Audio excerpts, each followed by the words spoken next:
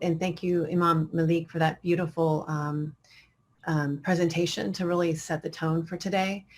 And thank you also for including me in this event. Thank you to Justice for All and Burma Task Force, and Imam Malik especially for encouraging me to visit Bangladesh in Cox's Bazar and helping to arrange for me to meet some people so I could better advocate for them there. So thanks to all of you.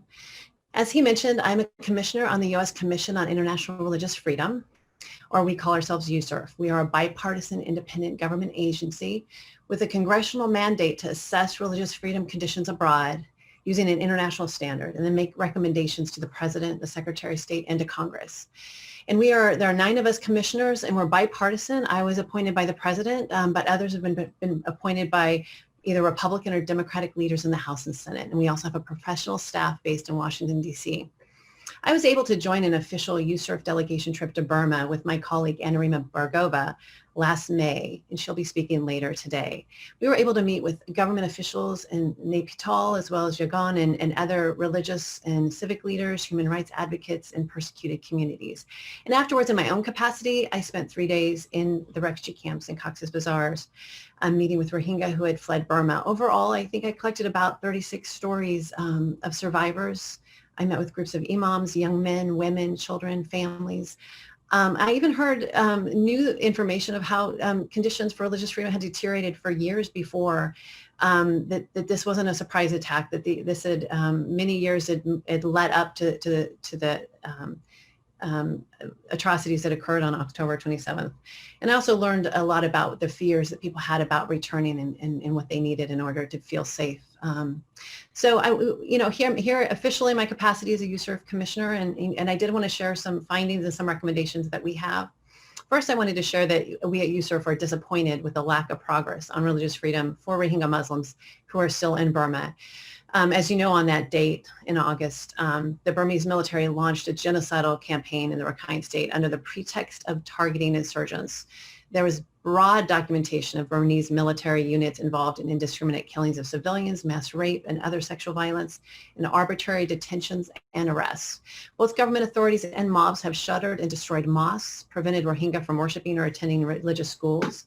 They interfered with Islamic funeral rites, desecrating and burning Qurans, and targeting imams for detention, torture, and killing, and even of their families. Currently, there are an estimated 120,000 internally displaced Rohingya confined to camps in Burma with severe limitations on their movements. During our visit, Rohingya interlocutors told us that the number of checkpoints had increased threefold in the last few years. We do want to call out and applaud the U.S. government for their efforts to hold Burmese officials accountable. The only way the Rohingya people will feel safe returning to Burma is if officials responsible for their persecution are held accountable. Citizenship is guaranteed and conditions change for those who are currently living in the Rakhine State. In December of 2019, the U.S. Department of Treasury enacted targeted sanctions against 4 senior Burmese military officials due to their command responsibility for the atrocities that occurred in Rakhine and in the Chin State. These designated individuals were the commander-in-chief of the Burmese military, Min Aung Hlaing, and his deputy, So Win, as well as leaders of 2 light infantry divisions in the Rakhine State, Than O and Aung Aung, leaders of the 99th and the 33rd, who their documented atrocities were especially terrible. We welcome the United Kingdom's announcement just this past July of targeted sanctions against Min Aung Hlaing and So Win. And we are also urging the European Union, Australia, Canada, and other governments to take similar actions to send a clear message that war criminals will not be welcomed in the international community. We also don't believe the U.S. State Department's 2018 report labeling these crimes as ethnic cleansing is strong enough considering the evidence. We are urging the State Department to conclude definitely and publicly that the Burmese military's actions against the Rohingya Muslims either meet the definition of crimes against humanity and or genocide. On December 3rd, 2019, the U.S. Holocaust Memorial Museum concluded that there were, quote, compelling evidence that the Burmese military committed ethnic cleansing, crimes against humanity, and genocide against the Rohingya. And in August 2019, UN Independent International Fact-Finding Mission report concluded that the Burmese military's actions indicated its, quote, genocidal intent. USCIRF believes a determination of crimes against humanity or genocide would help the ongoing prosecution against the Burmese government in the International Court of Justice, in the International Criminal Court, and with a court case in Argentina. In addition, the determination would refocus and remobilize international efforts to protect the Rohingya Muslims worldwide.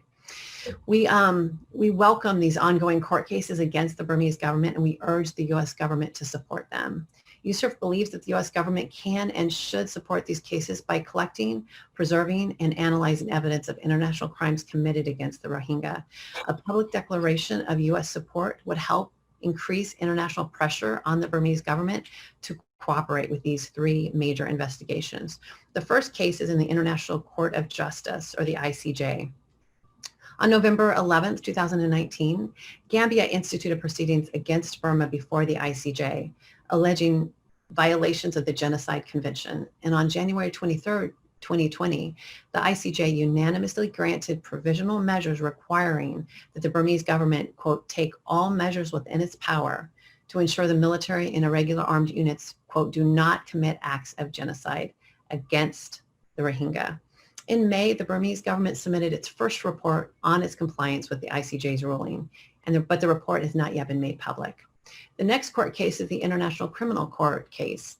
Although Burma is not a signatory to the Rome Statute, on November 14th, 2019, the ICC authorized the prosecutor to proceed with a limited investigation into crimes under its jurisdiction against Rohingya in Burma's Rakhine State, where at least one element occurred in Bangladesh, which is party to the Rome Statute. So Burma has not accepted this jurisdiction, and it has stated that it will not allow the ICC investigators to enter the country. And lastly, Argentina has a case in their judicial system that is important. On November 13th, 2019, Rohingya activists filed a criminal complaint against the Burmese government under Argentina's universal jurisdiction law. We also recommend measures be taken to prevent Burmese parties from abusing Facebook and other U.S. technology in order to spread disinformation and incite hatred against the Rohingya. And the violence against Rohingya Muslims, much of it was fueled by hate speech, misinformation, and incitement to violence on social media, particularly on Facebook. Buddhist nationalists and government officials have used the platform to threaten religious minorities, although Facebook did block accounts of the General Min Aung Hlaing and several other senior officials in August of 2018. There are reports that intolerant groups continue to use the platform to organize violence against religious minorities. In October 2020, USCIRF plans to hold a hearing to examine how the U.S. government can counteract hate speech and disinformation against Rohingya Muslims and other religious minorities around the world. So we'll be releasing that date and more information about that hearing soon, so we hope that you'll be able to join us. You know, we at USCIRF will continue to shine a light on the atrocities committed against the Rohingya and vigorously support efforts for accountability and justice.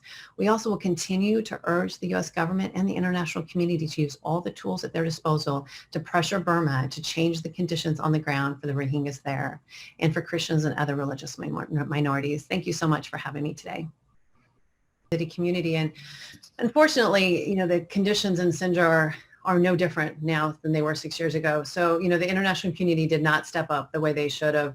There are 83 countries that were a part of the coalition to defeat Daesh, and yet Yazidis are coming back to houses that are still rigged with bombs, and there's been very little development in Sinjar, but they are returning at pretty big numbers. I think we had about 8,000 return in the last month, where there was only 1,500 that returned a month before. And a lot of the reason is because of COVID and because of lack of an ability to travel with all the roadblocks. They can go back and forth between Sinjar and their homes. So I want to say that the system may be broken. At this, you know, the people I spoke, you're right, education was something everyone wanted. This is a hardworking group of people. So many I spoke to told me that, you know, they had animals and farms in Rakhine, and they never had to worry about money. They had good lives and strong families and a strong family community, focused community. And here they are now in a refugee camp with people just all around them, and no freedom of movement, no future. Their children, all the teenagers I spoke to, all the young men and women I spoke to wanted an education. And so, you know, I think that number one, we keep talking about it. And I think the U.S. is going to continue to support Bangladesh, I know because they've cut back their refugee numbers that they've been more willing to fund refugees abroad. So I do feel confident the U.S. will continue to fund that. And I do, as I mentioned earlier, that this is unique compared to what happened against the Christians and Yazidis and Shias in Iraq, and that those were non-state actors. We're talking about, Burma being a nation state committing genocide against their own people. So I think that, the international community needs to be a little bit tougher on Burma and on the conditions for the Rohingyas that are in Burma in the Rakhine State. Those 120,000 that are currently don't have the kind of rights that other people in Burma have, and that's unacceptable. And so I think more pressure needs to be put on Burma, more sanctions. A lot of, when I gave my earlier remarks, the UK and the United States has put targeted sanctions, for instance, on some of the leaders, but the EU and a lot of other countries haven't. So, if we tied up their money, at least there would be a consequence for this kind of behavior that maybe, would make others be less likely to engage in it, even current, military leaders, if they saw, if they engaged in this kind of activity, that perhaps they would be subject to the same sort of sanctions. So I think we need to be far more aggressive in how we're approaching this. And my heart just breaks for the story you told, Imam Mulek, about that young girl, and so many people I met. This one mother that with young children put down a picture of her husband that had been laminated of him after he'd been killed, that was horrendous. And she just I want people to know what we endured, and because she needed us to know. And my heart broke for her, because I felt for her, and I felt I could honor her by hearing her story, but the fact that I wasn't able to give her an answer for what her future could be. And so I do hope that we can help figure that out as we continue this conversation. As you know, we only, the U.S. Commission only reports on 29 countries. So the countries we recommend is countries of particular concern, or countries to be on the special watch list of the State Department. But we do engage with other countries, and we have engaged with Bangladesh, for instance, quite a bit about the Rohingyas. I personally delivered a private letter there. We had a Zoom call this spring with quite a few members of the embassy. They've been really welcoming to us to engage with us. A lot of what the U.S. Commission on International Religious Freedom does is private. So people see all of our public advocacy, but I want to say our most important advocacy has been behind the scenes, interacting with people, doing private letters, asking for specific things. And, we've been very concerned about the internet, for instance, there, because we know with COVID, it's a safety issue for them to not have access to information. When we visited in Burma last year, the Burmese government welcomed us, which we appreciated, set up government meetings with us. We were allowed to go to the capital, which was really interesting. But we were not able to go to Kachin and some of the other areas that we had hoped to go. And I know part of that was even the U.S. government not wanting us to do that. And I think in Bangladesh it was the same, because then they have to support us, provide security, things like that. So sometimes our own government, it makes it a little bit harder for us to visit. And a lot of it's still logistical. It's just a bad time. Like I know it was around Ramadan when we were there last year. And so they weren't able to host us in Bangladesh. So both separately, myself as well as Commissioner Bhargava, who will be speaking here later, we both didn't even talk to each other. We both had planned separate trips to Bangladesh on our own because the government wouldn't host us. And so, but as a commission and in our private capacities, we're able to do travel, communication, so certainly welcome, those of you on the panel, as well as those watching this, to have recommendations for things that we could weigh in and help. We're certainly glad to do so. I also wanted to mention another argument people have made to me is their fear that too much pressure on Burma would push them further towards China, which I've been surprised to hear from time to time, that I think isn't a worthwhile argument. I think they already are very close to China. Their treatment of the Rohingya isn't going to get worse because we sanction them and they move closer to China. I mean, I went to the border from Bangladesh and saw where they're building the One Belt, One Road on the border of the Rakhine in Bangladesh. So their relationship already is very close, and we know that China's been a negative influence, of course, on Burma. So, the international community that doesn't really have a good excuse for not pressuring on the government to do better. I just want to say I've had that in touch with some of the Rohingyas that I'd met either in Washington or when I was there on the ground. And I just want to let them know that, we're going to continue to fight for them, that there's a lot of people that care deeply about their plight.